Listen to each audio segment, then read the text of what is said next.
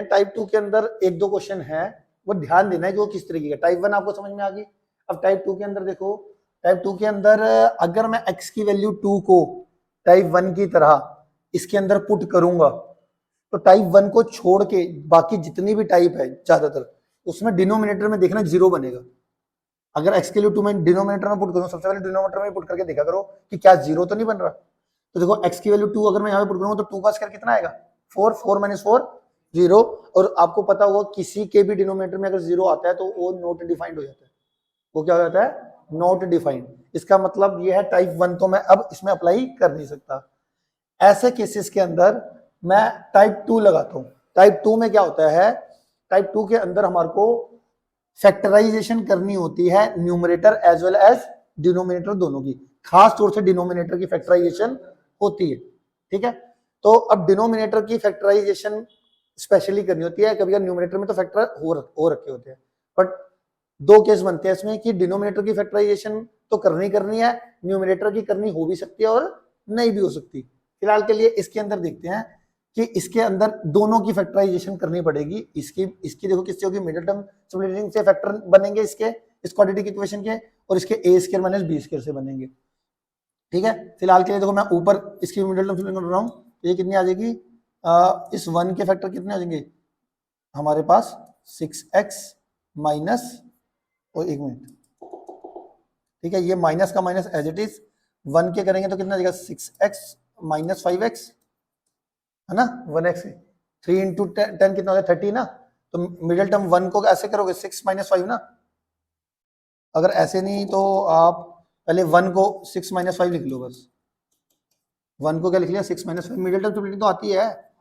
4 को 2 का स्क्वायर लिख लो, 4 को क्या लिख लो 2 का स्क्वायर, ठीक है। ऊपर ये लिमिट x अप्रोचेस टू 2 चलता जा रहा है, ठीक है। अब ये 3x स्क्वायर, ये माइनस अंदर जाएगा और x अंदर जाएगा, माइनस अंदर जाता है दोनों के साइन चेंज हो जाएंगे, माइनस का 6x प्लस का 5x माइनस का 10, और इधर a square minus b square की आइडेंटिटी a माइनस b और a प्लस b लग गया। लिमिट x अप्रोचेस टू 2 चलता जा रहा है, ठीक है। इन दोनों में कॉमन लेंगे, क्या आ रहा है कॉमन 3x कॉमन आएगा तो कितना आ जाएगा x माइनस 2, और यहाँ पे प्लस 5 कॉमन ले लोगे तो कितना आ जाएगा x minus 2 upon x minus 2 और इंटू x प्लस 2, और limit x approaches to 2, limit x approaches to 2। Clear है।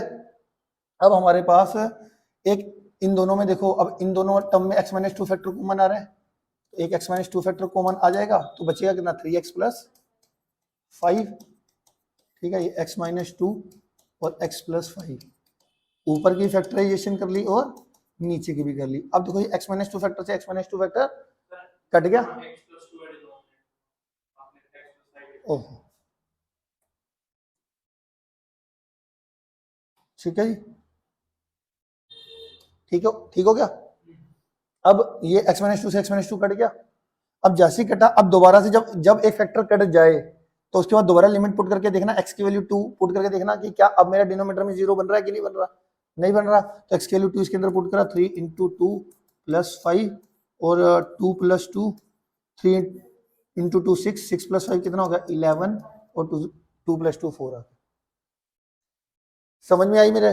तो इसके अंदर क्या होता है हमारे पास, अगर डिनोमिनेटर में 0 आता है तो ज्यादातर क्या होता है ऊपर और नीचे इस तरीके से होती है, क्वाड्रेटिक इक्वेशन दे देंगे, क्यूबिक दे देंगे कि ऊपर भी फैक्टर बन जाए और नीचे भी फैक्टर बन जाए, और उसमें से 100% बात होगी जब ऊपर वाले फैक्टर और नीचे वाले फैक्टर, ऊपर वालों की भी फैक्टराइजेशन कर दोगे नीचे वाले की फैक्टराइजेशन कर दोगे तो फाइनली एक फैक्टर आपका जरूर कटेगा। जैसे ही वो फैक्टर कट गया तो आपका आंसर डायरेक्ट है, उसके बाद टाइप 1 के अकॉर्डिंग x की वैल्यू 2 पुट करोगे और तुम्हारा आंसर आ जाएगा।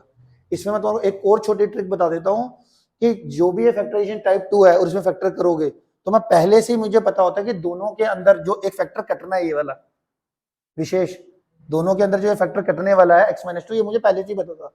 तो कौन सा फैक्टर होता है वो मैं आपको बताता हूँ कैसे पता चलता है। ये आपकी लिमिट कहाँ पे अप्रोच कर रही है, x अप्रोचेस टू 2 कर रही है ना, x अप्रोचेस टू 2 कर रही होगी तो 2 को लेफ्ट में भेज देना, कितना आ जाएगा -2, तो x माइनस 2 टेंड टू 0 गया, तो x माइनस 2 फैक्टर ऊपर भी आने वाला है नीचे भी आने वाला है, फिक्स्ड है पहले से, ठीक है।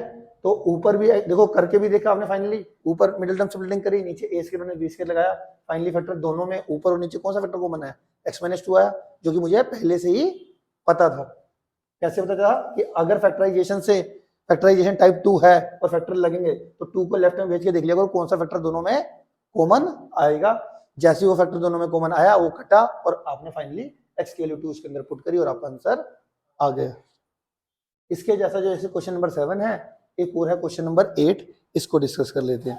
ठीक है, क्वेश्चन नंबर 8 देख लो। क्वेश्चन नंबर 8, इसमें क्या है देखो, x की पावर 4 माइनस का 81 और ये नीचे क्या है 2x square, 2x square minus का 5x माइनस का 3 और लिमिट x टेंड टू 3। अब ये देखो इसके अंदर भी देखोगे तो अगर मैं x के लिए 3 पुट करूंगा ना डिनोमिनेटर में तो 0 आ रहा होगा। पुट करके देख लो, 3 का स्क्वायर कितना आएगा 9, 9 टू 18, 18 और 3 का स्क्वायर कितना होगा 9 टू 18, 18 में से 3 गया कितना हो जाएगा 15 और x के लिए 3 पुट करोगे बीच में तो -15, कट के 0 ही आ रहा है। आप x के लिए 3 इसके अंदर पुट कर रहे हो तो फाइनली क्या आ रहा है 0, तो इसका मतलब टाइप 1 नहीं है ये। तो टाइप 2 मैंने आपको बताई है कि ऊपर वाले के भी फैक्टर और नीचे वाले के भी फैक्टर, और कौन सा फैक्टर बनने वाला है दोनों में कॉमन, इस 3 को लेफ्ट में भेज के देखो x माइनस 3 फैक्टर दोनों में आने वाला है, इस बात का ध्यान रखना। ठीक है, अब मैं क्या करने वाला हूँ, x की पावर 4 है इसको मैंने लिखा x स्क्वायर का स्क्वायर और 81 को मैंने लिखा 9 का स्क्वायर। क्या लिख लिया 9 का स्क्वायर, इधर में डेल्टा स्प्लिटिंग कर लो। ठीक है, 2 3 जा कितना देगा 6, माइनस करके 5 चाहिए तो हमारा कितना आ जाएगा 5 की जगह पे 6 माइनस 1 लिख लेंगे। ठीक है, इधर ए स्क्वायर माइनस बी स्क्वायर की आइडेंटिटी लगा दी, वो कितनी आ जाएगी a प्लस बी और a माइनस बी, और ये माइनस को अंदर भेज दो 2x स्क्वायर माइनस का 6x प्लस का 1x माइनस का 3, limit x approaches to 3, limit x approaches to.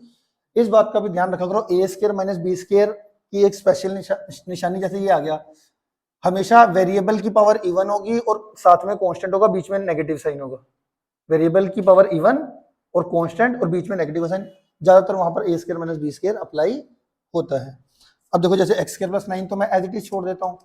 ठीक है, अब देखो फिर से मैं इसमें ए स्क्वायर माइनस बी स्क्वायर लगाऊंगा क्योंकि वेरिएबल की पावर इवन और कांस्टेंट है, बीच में माइनस का साइन है, एक्स स्क्वायर और ये मैंने 3 का स्क्वायर लिख लिया, इसको क्या लिख लिया 3 का स्क्वायर, नीचे 2x कॉमन आएगा तो x माइनस 3, इधर 2x कॉमन आएगा तो x माइनस 3 और प्लस 1 कॉमन ले लेंगे तो x माइनस 3। ठीक है, लिमिट x अप्रोचेस टू क्या चल रहा है 3 चल रहा है, x स्क्वायर प्लस 9, इधर a square minus b square की आइडेंटिटी लगा दो a प्लस b और a माइनस b, यहाँ पर x माइनस 3 दोनों फैक्टर में कॉमन ले लो, x माइनस 3 अगर कॉमन लेते हैं दोनों में तो क्या बचेगा अंदर 2x प्लस 1, अगर x माइनस 3 फैक्टर दोनों में कॉमन ले लेंगे बाहर तो इधर 2x बचेगा, यहाँ पे प्लस 1 बचेगा, लिमिट x अप्रोचेस टू 3। ठीक है, अब ये देखो ये x माइनस 3 से, एक मिनट सॉरी ये गड़बड़ कर दी मैंने, यहाँ पर स्क्वायर को आएगा ए स्क्वायर माइनस बी स्क्वायर में ए प्लस बी ए माइनस बी आएगा, ये फैक्टर आ जाएगा। ठीक है, ए स्क्वायर माइनस बी स्क्वायर ए प्लस बी ए माइनस बी, अब ये वाला फैक्टर हमारा कट जाएगा, x माइनस 3 से x माइनस 3 कट गया। अब पुट करके देख लो आपका आंसर डिनोमिनेटर में 0 नहीं आएगा, तो x के लिए 3 यहाँ पे पुट करी तो कितना आएगा 3 का स्क्वायर प्लस 9, 3 प्लस 3 और यहाँ पे 2 इंटू 3 प्लस 1, ये कितना 9 प्लस 9 18, 18 को 9 से मल्टीप्लाई 18 को 6 से मल्टीप्लाई करो कितना आ जाएगा 108 और 2 3 जा 6 प्लस 1 कितना आ जाएगा 7, यही आपका आंसर है 108/7।